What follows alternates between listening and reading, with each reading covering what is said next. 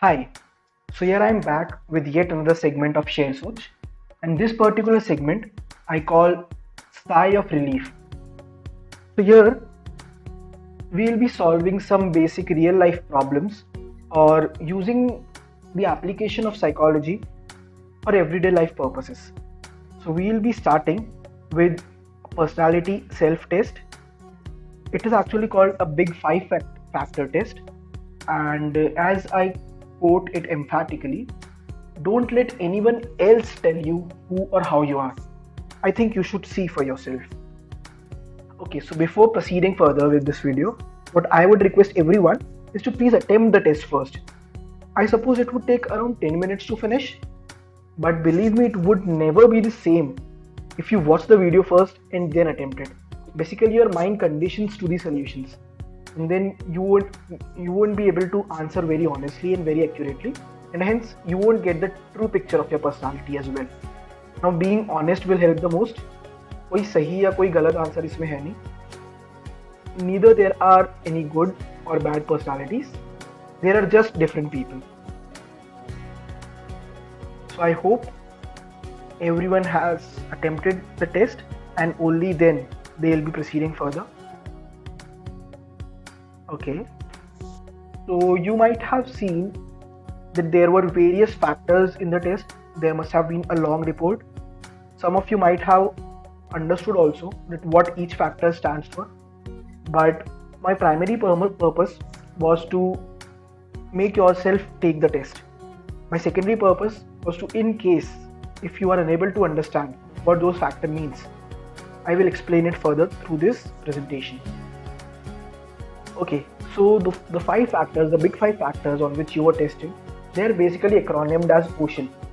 So just like an ocean is a vast body of water, our human body is actually a vast ocean of personality characteristics. Each characteristic defines a person differently. So O stands for openness, C for conscientiousness, E for extraversion, A for agreeableness, N for neuroticism. पता है मुझे, अभी किसी को कुछ नहीं चमका होगा. आगे है, बनाई है 5-6 स्लाइड, उसमें अपन देखते हैं कि क्या है ये चीज़ें. ओके, सो ओ से आया था अपना ओपननेस टू एक्सपीरियंसेस. बेसिकली ऐसे लोग जिनको नए नए एक्सपीरियंसेस करना पसंद है, जिनको स्पॉन्टेनियस होना पसंद है चीज़ों के लिए. दे tolerate and explore the unfamiliar. अब ऐसे में इस पर्टिकुलर एट्रीब्यूट में जो लोग हाई स्कोर किए होंगे, तो they must be curious. Curious मतलब हर चीज़ में क्यों पूछने वाले.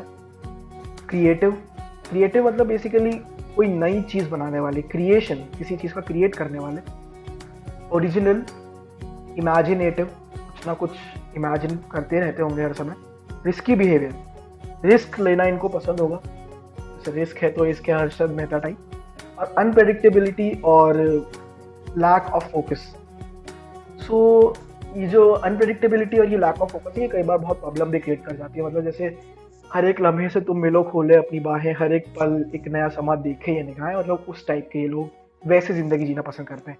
इसी में ही जो कम स्कोर लेके आए हैं, तो they are more sort of conventional, कि इनको पुरानी चीज़ें जैसे चली आ रही है, मतलब वो एक मीम है ना, जैसा चल रहा है वैसा चल रहे दो, उस टाइप के लोग हैं. बट ऐसा भी नहीं है कि ये समझदारी से डिसीजन नहीं लेते हैं. They are very pragmatic and data driven. ये हर सिचुएशन पर प्रैक्टिकल जो होता है सबसे, वो चीज़ करते हैं.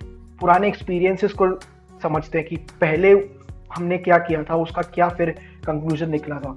डेटा ड्रिवन होते हैं, डेटा देख के डिसीजन लेते हैं. इनके इंटरेस्ट थोड़े नैरो होते हैं, पर हाँ, जितने इंटरेस्ट होते हैं ये उनमें अच्छे से अपना काम करते हैं. देखो, बेसिकली क्लियर डिफरेंस अगर समझना हो ना, तो ये जो हाई स्कोर वाले हैं, openness to experiences, new experiences वाले हैं, तो ये शेयर मार्केट में अपना सारा पैसा लगा देंगे कोई ऐसे चिंदी से स्टॉक में, और इनका पैसा डूब जाएगा, फिर भी इनको समझ नहीं आएगी, दोबारा लगाएंगे. और ये जो लो स्कोर वाले हैं, ये थोड़ा संभल के कदम रखते हैं, इनको चेंजेस पसंद नहीं है. जैसे एफडी वाले हैं कि चाहे इंटरेस्ट कम मिल रहा है पर मिल तो रहा है. तो ये होते हैं ओपननेस टू एक्सपीरियंसेस वाले लोग. फिर नेक्स्ट आते हैं कंसाइंशियसनेस पैरामीटर पर. कंसाइंशियसनेस पैरामीटर बेसिकली डिफाइन करता है careful, self discipline, neat, organise रहने वाले, हमेशा गोल की तरफ बिहेवियर रखने वाले, अपनी इम्पल्स को कंट्रोल में रखने वाले, अपने जो इच्छाएं हैं उनको कंट्रोल में रखने वाले। अब इसमें जो हाई स्कोरर होते हैं, बेसिकली इसमें जो हाई स्कोरर होते हैं वो होते हैं ओसीडीज। ओसीडी मतलब कि ऐसे लोग, मतलब जिनका कभी शायद पेन का कैप भी नहीं खोया होगा, कि बहुत टाइम स्पेंड करते हैं चीज़ों को प्रिपेयर करने में। They finish important task right away, कुछ भी इंपॉर्टेंट काम आएगा उसको सबसे पहले खत्म करेंगे, बाकी फिर दूसरा देखेंगे। स्टबर्न होते हैं क्योंकि हर चीज़ करनी ही करनी है, स्टबर्न होते हैं।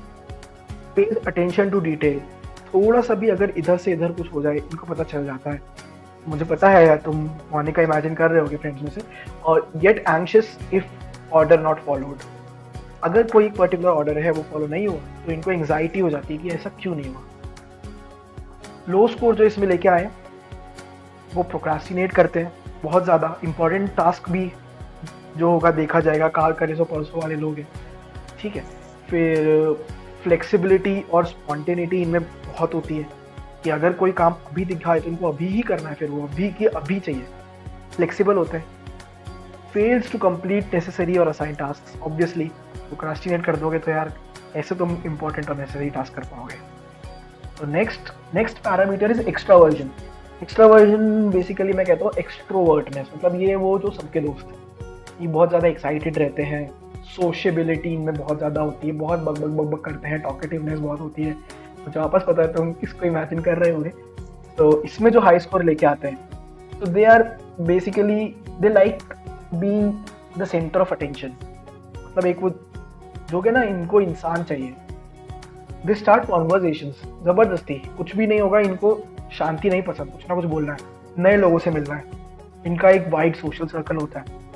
Energised when people are around, तो बेसिकली मतलब इनमें एक्चुअली क्या होता है, एक सोलर सेल जैसा इनमें होता है।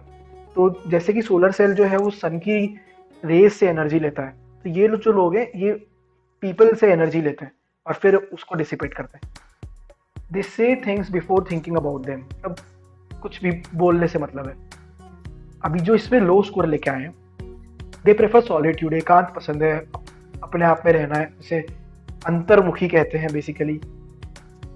दे फील एग्जॉस्टेड व्हेन सोशलाइज, तो बहुत ज़्यादा मिलना लोगों से नहीं पसंद है, opposite of extrovert obviously. They dislike making small talks also, काम से काम रखना है अपना। They carefully think about things before they speak it, and they are task oriented, जो इनको टास्क मिला है वो अपना शांति से करेंगे, अच्छे से करेंगे, आगे चलेंगे। तो बेसिकली ऐसे लोग हैं कि मतलब ये लोगों को देख के थक जाता है, दिखते ही थक जाएंगे, सोचने से पहले इतना सोच लेंगे कि सोच में ही बोल के उसको खत्म कर देंगे। Agreeableness. Now this is one factor which depends how you make friends. So how you treat others and how others respond to you. They are liked by others. They are considerate, trustworthy. इसमें जो high score लेके आने वाले होते हैं उनको लोगों में बहुत इंटरेस्ट आता है, great deal of interest in other people. Compromise their interest, ये खुद के इंटरेस्ट कॉम्प्रोमाइज कर देंगे लेकिन दूसरों का इंटरेस्ट ऊपर रखेंगे। एम्पैथी होती है, कंसर्न होता है। बेसिकली वो लोग होते हैं जिनके दिमाग में हमेशा ये रहता है कि इस दोस्ती को रिश्तेदारी में बदलना है। Now enjoy helping and contributing to the happiness of other people, दूसरों की खुशियों में ही इनकी खुशी मिलती है। इग्नोरेंट ऑफ सेल्फ, आप इतना दूसरों में घुस जाएंगे तो फिर पर कहाँ से ध्यान आएगा, कि सेल्फ को इग्नोर कर देते हैं कई बार। अब इसमें जो लो स्कोर लेके आने वाले होते हैं वो दूसरों में थोड़ा कम इंटरेस्ट रखते हैं, सबसे ज्यादा इंपॉर्टेंस वो खुद को देते हैं। They are less bothered about others and work on self. Competitive होते हैं, चैलेंजिंग होते हैं बेसिकली, और इनको पता है कि भाई काम कैसे निकलवाना है। तो that is about agreeableness. Now neuroticism, so it is basically sadness, मूडीनेस, negative emotions and emotion instability, कि मतलब कौन कितनी जल्दी सिचुएशन के सामने हार जाता है, गिर जाता है, इमोशनल हो जाता है। So basically they experience a lot of stress due to activities, due to difficulties. They are worriers, इनको बहुत मूड स्विंग्स होते हैं, आज में ऊपर आसमान नीचे टाइप लोग होते हैं बिल्कुल, और कभी कभी फिर खुद सबसे नीचे होते हैं और आसमान बिल्कुल ऊपर चला जाता है। दे फील एंग्शियस, कुछ भी अच्छा होने वाला होगा तो भी एंग्जाइटी होगी, कुछ बुरा होने वाला होगा तो भी एंग्जाइटी होगी। They struggle to bounce back after successful events, stressful events, not successful. Actually successful events के बाद भी उनको डर लगा रहता है कि कहीं ये सक्सेस चली ना जाए। लो स्कोर जो इसमें लेके आने वाले थे, they are comparatively stable emotionally, they deal well with stress, और बहुत कम कम ऐसा होता है कि ये डिप्रेस रहते हैं या लंबे टाइम तक सैड रहते हैं. They don't worry much. They are unemotional also sometimes. In extreme cases, they are hardy, they are secure, and they are self-satisfied. So now this is my result. So I have scored highest on openness to experiences, and I have scored lowest on conscientiousness. So basically मेरा कुछ order में नहीं रहता है और मुझे हमेशा risk लेना होता है, कुछ नए नए काम करने होते हैं. तो यहाँ ओपननेस टू एक्सपीरियंस. एक्स्ट्रावर्जन में भी मेरा अच्छा खासा है, ऑब्वियसली होगा ही, तभी इतना देर से मैं बोले जा रहा हूँ, अकेला ही बोल रहा हूँ फिर भी. न्यूरोटिसिज्म, मतलब मुझे से टेंशन वगैरह होता है, हाँ भाई अच्छा खासा होता है, तो उसमें भी मेरा करीब करीब कम ही स्कोर है. अग्रीएबलनेस मतलब कि दूसरों से मेरी कितनी बनती है. वैसे तो मुझे लगता है कि मेरी अच्छी बनती है, पर अभी स्कोर कम आया है तो शायद दूसरों को नहीं लगता हो कितनी अच्छी बनती है. Now, how will this test help? But before that, let me explain, let me clear out some exceptions. So basically, these results are not 100% correct. First of all, they are highly dependent on your mood at that moment. Then secondly, it will also depend on how you want to portray yourself. Like कुछ लोग ऐसे होते हैं जो अंदर ही अंदर जिनको लगता है कि वो जो कर रहे हैं वो सही कर रहे हैं, तो हो सकता है उनके सब में ही बहुत ऐसे स्कोर्स आए हो जो मतलब पॉजिटिव साइड पर हो. सो कई बार उसमें भी प्रॉब्लम हो सकती है. बट हाँ, अगर आप ऑनेस्ट रहेंगे और सब कुछ अपने मूड भी आपका नॉर्मल जैसा हमेशा रहता है वैसा रहा होगा, तो you will score, like you will get a clearer picture of your personality. Now how will this test help? First of all, self awareness सबसे ज़्यादा इंपॉर्टेंट है लाइफ में मेरे हिसाब से, तो कि खुद के बारे में आपको पता होना चाहिए. अब कोई मेडिटेशन करता है, कोई पहाड़ों पर जाता है, कोई घूमने फिरने जाता है, कोई खाना खाता है, कोई सोता है, कोई बुक्स पढ़ता है, किसी को बुक्स पढ़ के अवेयरनेस आती है. बट मुझे ऐसा लगता है कि इस टेस्ट को पढ़ के सबके लिए एक अवेयरनेस रिपोर्ट जनरेट होती है कि you know and understand yourself better, क्योंकि काफ़ी ऑब्जेक्टिव पैरामीटर्स हैं और it makes it easy to explain yourself to others. तो कभी अपने आप के बारे में किसी दूसरे को बताना है तो काफ़ी आसान हो जाएगा. मतलब आप क्लियर बता दोगे, देखो यार मैं बहुत एक्सट्रोवर्ट टाइप का बंदा हूँ, मेरी कुछ बातें तुम्हें खराब लग जाए तो मैं ऐसा ही हूँ, लाइक डील विद इट वाला जो एटीट्यूड होता है, तो तुम मतलब बता सकते हो. तो ये तो हुआ सेल्फ अवेयरनेस. नाउ करियर और रिलेशनशिप्स. तो बेसिकली क्या होता है इंटरव्यूज में, यूजुअली जो फर्स्ट क्वेश्चन होता है, जो मोस्ट फ्राइटनिंग भी होता है हम लोग के लिए, कि tell me about yourself. और हमें पता नहीं होता है, हम अपने पापा मम्मी का नाम और उनकी डिग्रीज बता रहे होते हैं बैठ के, विच इज़ नेवर इंटरेस्टिंग और like can prove up to be the reason for your selection. But अगर इसके पैरामीटर्स को तुम थोड़ा एनालाइज करो और फिर बताओ कि मैं अग्रीएबलनेस थोड़ा ज़्यादा है मुझ में, या फिर मैं सिचुएशंस में से न्यूरोटिसिज्म मुझ में कम है, यानी कि मैं स्ट्रेस थोड़ा हैंडल कर सकती हूँ, तो that is how you can जज योर सेल्फ. और ऑब्वियसली इसमें तुम ऑनेस्ट ओपिनियन तुम दे पाओगे अपना, यूनिक और ओरिजिनल होगा, क्योंकि मुझे नहीं लगता कि तुम में से पहले ज़्यादा लोगों ने ये टेस्ट दिया होगा, तो बाकी लोग भी तुम जैसे ही होंगे, तो इसलिए तुम यूनिक और ओरिजिनल लगोगे इंटरव्यू में. Now including the self skills, including the social skills in your profile. So actually क्या हुआ, एक रिसर्च हुआ, तो उस रिसर्च में ऐसा देखा कि करियर में आगे जाने के लिए, लाइफ में इनफैक्ट आगे जाने के लिए, स्टार्ट करने के लिए हमेशा जो है वो हार्ड स्किल्स रखती है. हार्ड स्किल्स यानी कि जो हम इस डिग्री सीखते हैं, या हमारी क्वांटिटेटिव स्किल्स हो गया, या हमारी रीडिंग स्किल्स हो गया, जो बेसिकली कॉम्पिटिटिव एग्जाम्स मेजर करते हैं. बट करियर की हायरार्की में आगे ऊपर बढ़ने के लिए हमारी सोशल स्किल्स जो है वो ज़्यादा मैटर करती हैं. तो बेसिकली यहाँ से तुम्हें एक सोशल स्किल्स का अपना अंदाज़ा लग पाएगा कि तुम्हें किस में चेंज करना है, किस में तुम्हें प्रॉब्लम हो रहा है, कि तुम बहुत ज़्यादा अग्रीएबलनेस तुम्हारी है, तुम बहुत लोगों की हमेशा हेल्प करते रहते हो जिस वजह से तुम्हारा काम छूट जाता है, या तुम प्रोक्रास्टिनेट बहुत ज़्यादा कर देते हो. तो यहाँ ये तुम्हारी हेल्प करेगा, और क्योंकि ये ऑनेस्ट है और क्योंकि ये तुम्हारा खुद का है, इट्स नॉट एन ओवररीच. और थर्ड फैक्टर है self improvement. So you can either try to increase some of these factors or you can try to decrease some of these factors. So you can modify or work on the parameters. Like for example, अगर किसी का ऐसा है कि बहुत risk, openness to experiences उसका है कि बहुत रिस्की बिहेवियर है, फोकस नहीं है, तो वो ट्राई कर सकता है ऐसी चीज़ें करने की जिससे उसका फोकस बढ़े, या फिर रिस्क लेना थोड़ा कम हो, डिसीजंस इंपॉर्टेंट लेने से पहले वो देखे, वे करे कि ये रिस्की डिसीजन में ज़्यादा ले तो नहीं रहे, उसके इम्प्लीकेशंस क्या होंगे। You can build upon your strengths और you can shadow your limitations also. जैसे कुछ चीज़ें हैं जो कंट्रोल नहीं हो सकती, जैसे जो बंदा एक्सट्रोवर्ट है, जो ज़्यादा बोलता है, वो कम बोलना नहीं कर सकता, तो वो लिमिटेशन को शैडो करने का कोई तरीका हो सकता है। जैसे जब भी बोले तो हमेशा ट्राई करें कि सामने वाले के लिए कुछ अच्छा बोल दे। Now that you actually know them better, तो आप पता ही है फैक्टर सारे।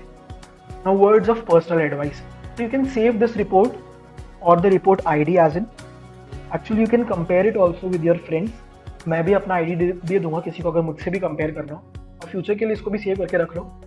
like whenever you feel like there is a change needed in your personality or you are struggling with something, you can go through this report and you can exactly pinpoint। actually इस report में और भी micro aspects हैं, उन aspects पर तुम specifically जाकर भी काम कर सकते हो। Like for example anger issue है या फिर स्ट्रेस इशू है, तो एक पर्टिकुलर एस्पेक्ट पे जाकर भी यू कैन वेल एनालाइज। मतलब ये 5 फैक्टर के इंडिविजुअली 6 और रिजल्ट दिए हैं। Overall it's like 60 factors. So basically इसमें माइक्रो एस्पेक्ट्स भी हैं, मेरे एक इंडिविजुअल फैक्टर के भी और 6 फैक्टर दे रखे हैं। So basically you have 60 factors in your hand on which you can improve individually। So yeah, take a note of it before taking any important decisions in life। और फिर एक ये coat है, मतलब मेरे दिमाग में ऐसे आया कि all our lives we prepared for tests, now let's prepare for life from the test। So that's all from this particular sigh of relief। I hope you will get your sigh of relief through this। Thank you।